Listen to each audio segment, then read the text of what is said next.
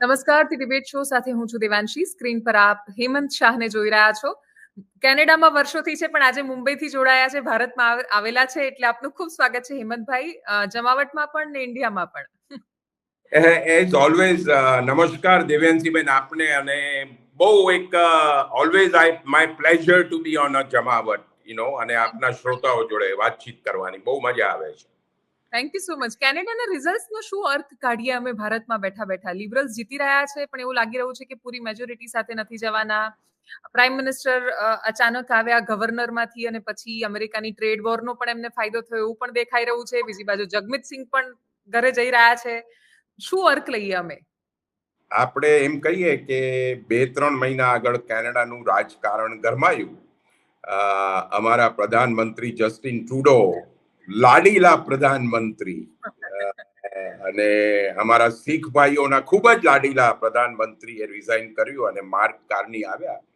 અને જેમ અહીંયા આજે 45 ડિગ્રી ગુજરાતમાં છે, હમણાં જ મને કોઈએ મેસેજ મોકલાયો 46 ઇન રાજકોટ, એવું જ રાજકારણ કેનેડામાં ગરમાયું.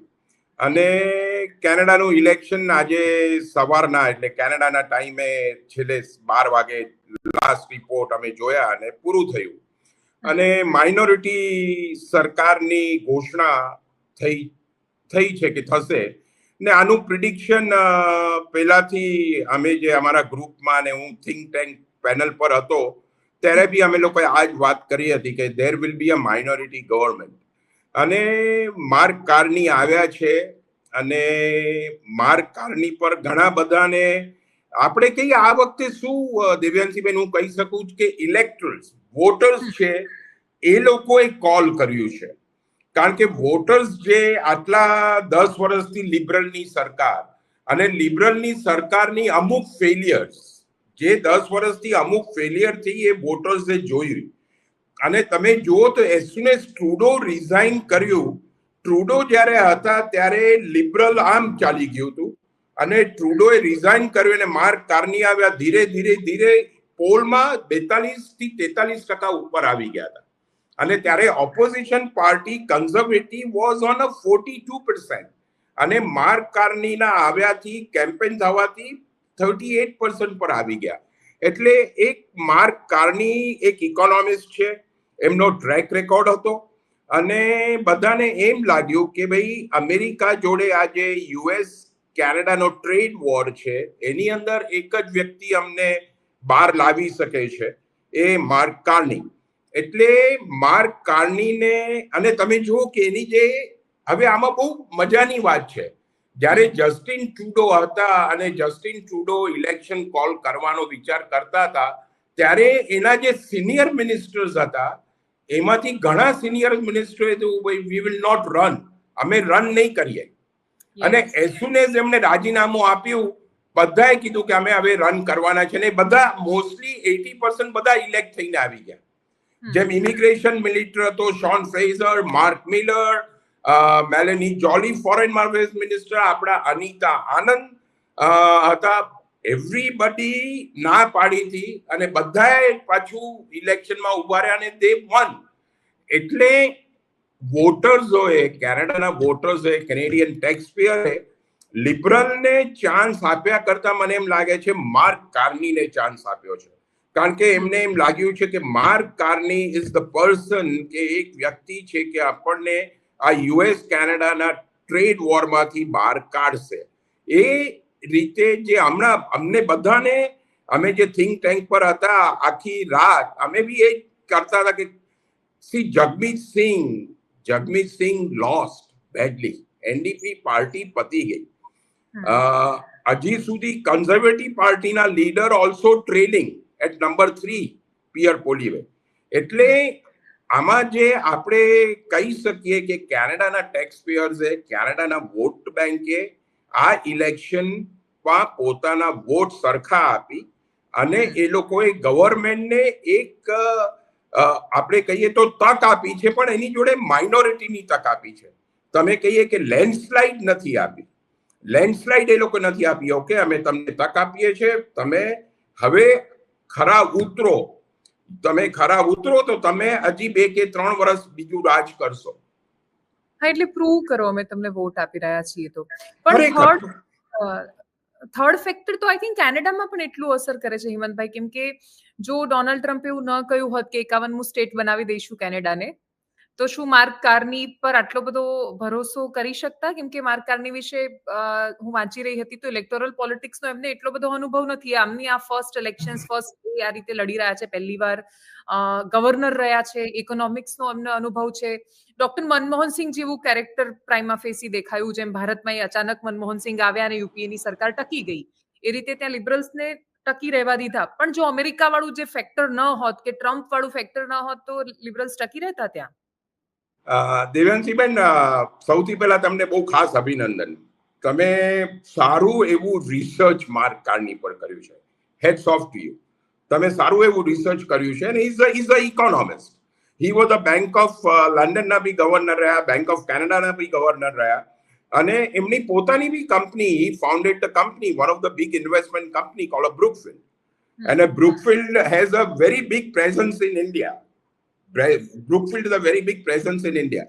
એમને અનુભવ નથી, રાજકારણનો અનુભવ નથી. એટલા માટે જ્યારે જસ્ટિન ટ્રુડોએ એમને ફાઇનાન્સ મિનિસ્ટર લાવવાની કોશિશ કરી, that time he backed out, he said no. હવે આની અંદર ટ્રમ્પ જે કરવાના હતા, ટ્રમ્પ જ્યારે આગળ બી આવ્યા, એમને જ્યારે પહેલી પ્રેસિડેન્ટશિપ મળી, ત્યારે એમને જે નાફ્ટાનો North American free trade agreement હતો, આખો રીનેગોશિએટ કર્યો હતો. હી રીનેગોશિએટેડ, અને ત્યારે ક્રિસ્ટા ફ્રીલેન્ડ જે ડેપ્યુટી પ્રાઇમ મિનિસ્ટર હતી, ક્રિસ્ટા ફ્રીલેન્ડને એમને નેગોશિએટ કર્યું, અને એમને આ વખતે બહુ ખુલ્લા શબ્દોમાં એમને કહી દીધું હતું કે I will never negotiate with Chrystia Freeland. He is a very blunt and a very adamant gentleman, the president Trump, you know. એટલે ટ્રુડો આવ્યા, જ્યારે ટ્રમ્પ બીજી વાર આવ્યા, ત્યારે ટ્રુડોને એમને ખબર હતી કે આ થવાનું જ છે. અને ટ્રમ્પે તો કાલે બી ઇલેક્શનના પહેલા સવારના જ ટ્રમ્પે કર્યું કે કોંગ્રેચ્યુલેશન ટુ કેનેડા 51 સ્ટેટ, એમ કરીને. એટલે જો ટ્રમ્પે કેનેડા યુએસ વોર બોલાવી કે ન બોલાવી, પણ લિબરલ સરકારને, કેનેડાની સરકારને એક નવો ચહેરો જોઈતો હતો. અને તમે જુઓ કે આ જે કેમ્પેન 2 મહિના શોર્ટ કેમ્પેન થયું, એમાં ક્યાં પણ there was nowhere Justin Trudeau was seen. Justin ટ્રુડોની એક સ્પીચ બી ક્યાં એ લોકોએ કરી નથી, કારણ કે લિબરલ પાર્ટી હેઝ રિયલાઇઝ કે જસ્ટિન ટ્રુડોએ આપણી પાર્ટીને અને કેનેડાને કેટલું ડેમેજ કર્યું છે. કેનેડાના ફોરેન રિલેશનમાં, કેનેડાની જે છાપ હતી અમારી વર્લ્ડમાં, એ બધીને કંઈ ને કંઈ આપણને ઉણપ આવી છે. એટલા માટે લિબરલ સરકાર બી આની અંદર વિચારમાં પડી, અને લિબરલ સરકારે બી આગળ પગલું લીધું છે. અને મારા હિસાબે Trump is going to be, Carney માટે ઇઝી નથી રહેવાનું ટ્રમ્પ જોડે. પણ Carney because he is a economist, he is a businessman himself. બ્રુકફિલ્ડની કંપની અમેરિકામાં જ હતી, originals when started, so he knows negotiation technique એમની પાસે હશે. હી ઇઝ અ કુલ એન્ડ કામ. બીજી વસ્તુ કારની માટે એટલી કહીશ કે એ કોઈના ચડાવવામાં આવીને કે આની અંદર આવીને સ્ટેટમેન્ટ નથી આપતા. જેમ અમારા પૂર્વ પ્રધાનમંત્રી હતા, બસ કંઈ ને કંઈ સ્ટેટમેન્ટ આપી દેતા, યુ નો. પછી એની આગળ પાછળ શું અસર થાય એ ક્યારે એમને વિચાર કર્યો નતો કે ભાઈ એક કન્ટ્રી માટે, એક નેશન માટે શું તકલીફ થઈ રહી છે. એટલે કારની પર વોટરોએ જે વિશ્વાસ રાખ્યો છે, મારા ધારે કારની એને પૂરો પાડશે. અને સાથે હવે કારની પાસે જો પેલા જે ટ્રુડોની સરકાર હતી, that was supported by mister Jagmeet Singh, NDP, પણ એનડીપી ના તો સુપડા સાફ થઈ ગયા. આજે મારદારે એ પોતાની સીટ બી એમને લોસ્ટ કરી છે. He has lost his own seat. તો વેર હી સ્ટેન્ડ્સ, લાઈક જો એમની જે બધી નીતિ હતી, એમને જે બધું ભારત પર આરોપ નાખ્યા હતા, એ એક્ઝેક્ટલી વોટર્સોએ સમજાવી દીધું એમને. એ એમની સીટ એટલે બીસી, આપણે કહીએ એ લોકોનું ગઢ, એની અંદર એમને પોતાની સીટ લોસ કરી છે. તો આઈ થિંક એનડીપી અને એમના ભાઈઓ શુડ રિયલાઇઝ કે what Canadian tax payers, Canadian voters want, એ આ ઇલેક્શનમાં બહુ ક્લિયર પિક્ચર આવી ગયું છે.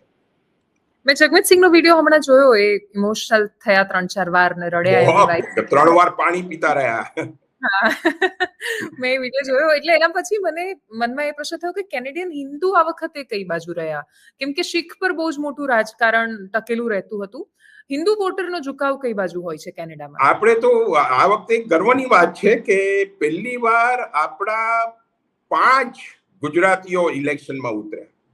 ફર્સ્ટ ટાઈમ ઇન કેનેડાની ઇતિહાસમાં, હું કહી શકું કેનેડાના સુવર્ણ ઇતિહાસમાં લખાય એવો પ્રસંગ એટલે કે 5 ગુજરાતીઓ ઉભા રહ્યા.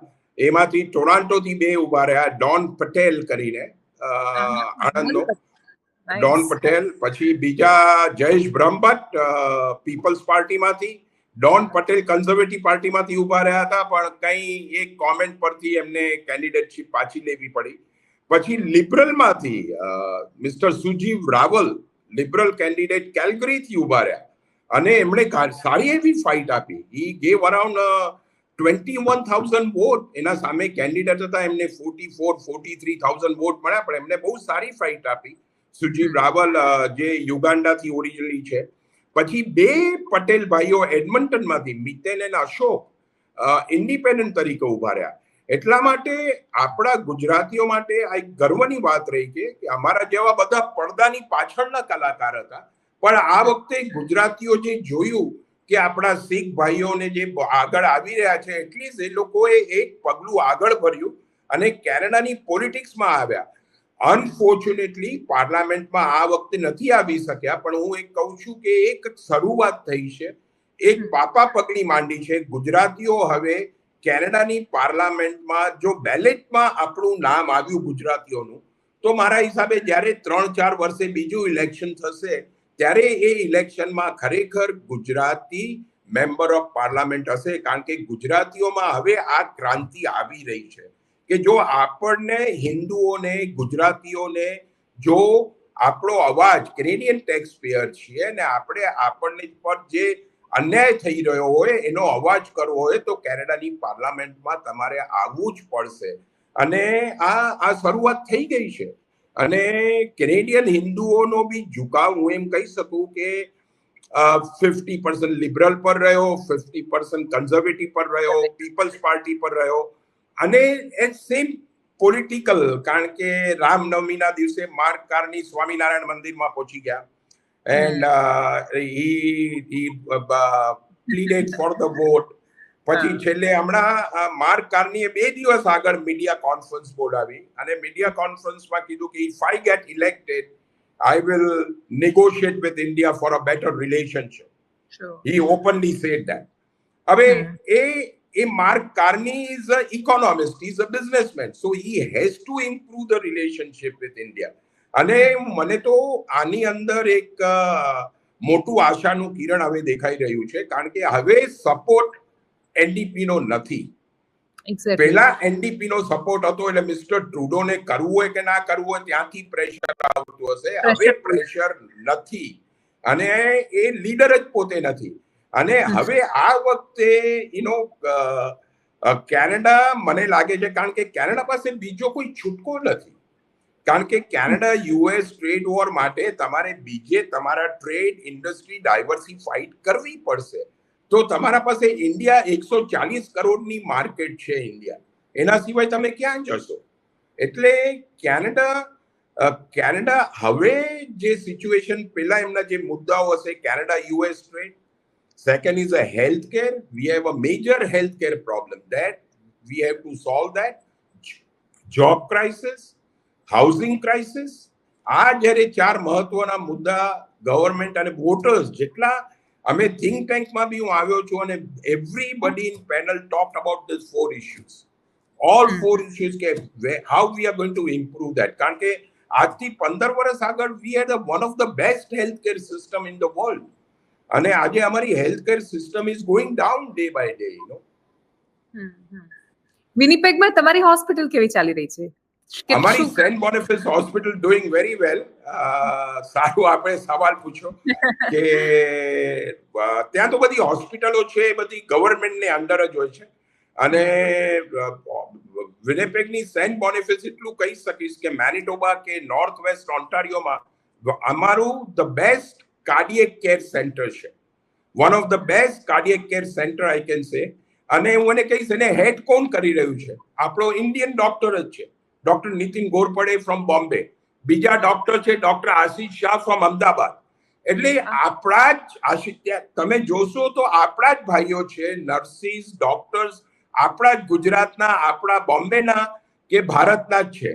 અને એટલા માટે કે જે અમે જ્યારે હું પોતે હવે હોસ્પિટલમાં છું as a board of director, હું મારી આંખે જોઈ રહ્યો છું કે શું પેશન્ટોને પ્રોબ્લેમ છે, કેટલું વેઇટિંગ પીરિયડ છે, એક સર્જરી માટે કેટલી વાર લાગે છે. આજે ઇન્ડિયામાં હું અહીંયા છું ને અહીંયા હું એક હોસ્પિટલમાં હમણાં 2 હોસ્પિટલમાં વિઝિટ કરી, ત્યાં જોઉં છું તો 5 મિનિટમાં ડોક્ટરો સીટી સ્કેન લે છે ને MRI લે છે, જ્યારે અમારે કેનેડામાં 6 મહિના વેઇટ કરવું પડે છે. હવે એ સિસ્ટમ આજથી 15 વર્ષ આગળ એવું નહોતું. એટલે આ જે સિસ્ટમ જે થઈ છે, એટલે જ્યાંના લોકલ કેનેડિયન્સ છે કે ઇન્ડો કેનેડિયન્સ છે કે બધા કેનેડિયન ટેક્સપેયર છે, એ લોકોને બી સર્વિસ નથી મળતી. એટલે એ બી એક મોટી અકળામણ હતી આ સર. અને ટ્રુડો સાહેબે તો કંઈ વિચાર્યું જ નહોતું, આના માટે ક્યારે ચર્ચા જ નહોતા કરતા ટ્રુડો સાહેબ, એમને તો પડી જ નહોતી. એટલે આ બધા જે ઇસ્યુ થયા એ ટ્રુડોને ભારી પડ્યા. અને ટ્રુડો એ ખરી રીતે કેનેડાનું નામ છે ને ઇન્ટરનેશનલ લેવલ પર, કારણ કે મેં 39 કન્ટ્રીઝ હું ફર્યો છું કેનેડાથી, અને કેનેડાના ડેલિગેશનમાં, ત્યારે કેનેડાનું નામ એક અભિમાનથી લેવાતું. અને આજે જ્યારે અહીંયા આવીએ ને ત્યારે કે આપ કાં સે? કેનેડા સે? એટલે પેલો આમ મોઢું મચકોડીને વાત કરતો, યુ નો લાઈક એટલે એ ટ્રુડોએ બહુ ખરાબ રીતે કેનેડાનું નામ વગોવ્યું. પણ મારા હિસાબે હવે મિસ્ટર માર્ક કાર્ની અમને બધાને આશા છે અને હોપ્સ છે કે ઈ બેટર ડુ સમથિંગ, અને કેનેડા ઇન્ડિયાના રિલેશન હવે બહુ સારી રીતે સુધરે. Last and most important question કે જે ભારતમાંથી અથવા ગુજરાતમાંથી જે દર્શકો જોઈ રહ્યા છે, એમને ચિંતા હશે આખી ચર્ચામાં કે બધાનું જે થવું હોય થાય, ઇમિગ્રેશન પોલિસીનું શું થશે એ કહો. શું લાગે છે કે જો હું બહુ સ્પષ્ટ રીતે કહીશ અને થોડું કડવું બી કહીશ, માઠું લાગે તો માફ કરજો, અમારા જૈન પ્રમાણે મિચ્છામી દુક્કડમ. પણ કેનેડામાં હમણાં ઇમિગ્રેશનમાં કેનેડિયનોને રસ નથી. અમે જે કેનેડિયન ટેક્સપેયર્સ છીએ, અમારા જે પ્રોબ્લેમ છે કેનેડા યુએસના, એ સૌથી પહેલા સોલ્વ થવું પડશે. હેલ્થ કેરનો પ્રોબ્લેમ છે, જોબનો પ્રોબ્લેમ છે, મોંઘવારી, ઇન્ફ્લેશન, સિનિયર સિટીઝન. અમે સિનિયર સિટીઝન છે, અમારું પેન્શન વધતું નથી, અમે 50 વર્ષ ટેક્સ ભર્યો છે, અમને જે ઓલ્ડ એજ મળે છે. એટલે જે લોકલ છે એ લોકોના મુદ્દા છે એને સરકાર જોશે. હું એમ નથી કહેતો કે ઇમિગ્રેશન કે સ્ટુડન્ટોના જે પ્રોબ્લેમ છે એ ઇગ્નોર કરશે, પણ સમજવું પડશે, જે આપણા શ્રોતાઓ અહીંયા છે એમને સમજવું પડશે કે કેનેડાનો શું પ્રોબ્લેમ છે હમણાં. કેનેડાનો મેજર પ્રોબ્લેમ કેનેડાની યુએસ છે. જો યુએસ આજે જે અમારી મોટી ઇન્ડસ્ટ્રી બધી યુએસની છે, જો એ કેનેડામાં બંધ થઈ જાય તો જોબ નહીં હોય. તમારો છોકરો કે છોકરી ત્યાં ભણવા જાય અને એને જોબ જ ન મળે પછી તમે શું કરશો? એ તમારે વિચારવાનું છે કે જ્યાં સુધી કેનેડા યુએસના રિલેશન અને જ્યાં અમારું north American free trade agreement પાકું ન થાય. આજે હમણાં રિસન્ટલી 10 days અગો હતું કે હોન્ડાનો જે મોટો પ્લાન છે કેનેડામાં, they are moving out, they are going to take it to US. હવે GM, Chrysler, Ford, they are all American companies. હવે બધી એક ટોરોન્ટોની બાજુમાં છે, અગર એ બંધ કરીને લઈ જશે તો કેટલા જોબ જશે? 4 થી 5, 7 લાખ જોબ જશે. પછી બોઈંગ જુઓ, બોઈંગની અક્રોસ કેનેડા બોઈંગની ફેક્ટરી છે, મારા વિનિપેગમાં બી છે દેવાંશીબેન. તો શું કરશો તમે? શું કરશો? એટલા માટે મહત્વનો મુદ્દો કેનેડા અને યુએસનો છે. એટલે આપણા શ્રોતાઓ માટે, વડીલો માટે, સ્ટુડન્ટ માટે કેનેડા આવવું છે, જરૂર આવો, પણ ટાઈમ આપો. હમણાં કેનેડા આવવા માટે ટાઈમ આપો. Geopolitically Canada is not stable યet.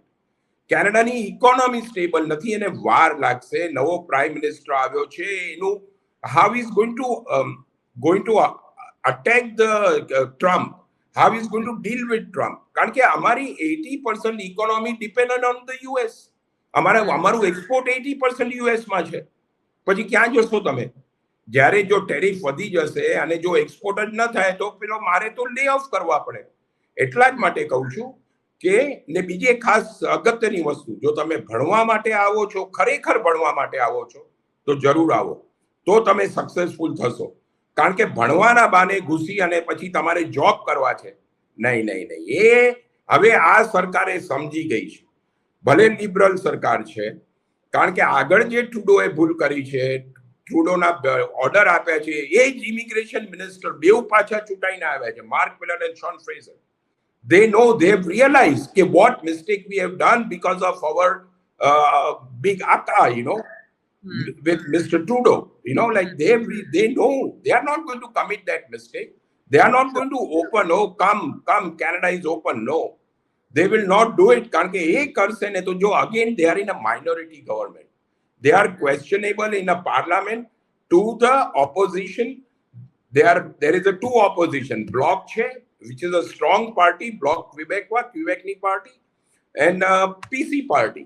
હવે આને એને જવાબ આપવો પડશે. હવે ભૂલ કરશે તો ક્યાં? કારણ કે આગળ ટ્રુડોની સરકાર પડી ન શકી. 3 વાર PC પાર્ટીએ કોશિશ કરી, પણ મિસ્ટર જગમીત સિંહ NDP એને બચાવી રાખી. પણ હવે કોણ બચાવશે? એટલા માટે આ સરકારને બહુ સખત પગલા ભરવા પડશે. અને તમારી મારફતે એક સંદેશો ભારત સરકારને બી. હવે ભારત સરકારે પોતાની નીતિ બહુ સોફ્ટ રાખી હતી. Foreign affairs ministry Jaishankar kept it soft against India. Now they have to be little strong.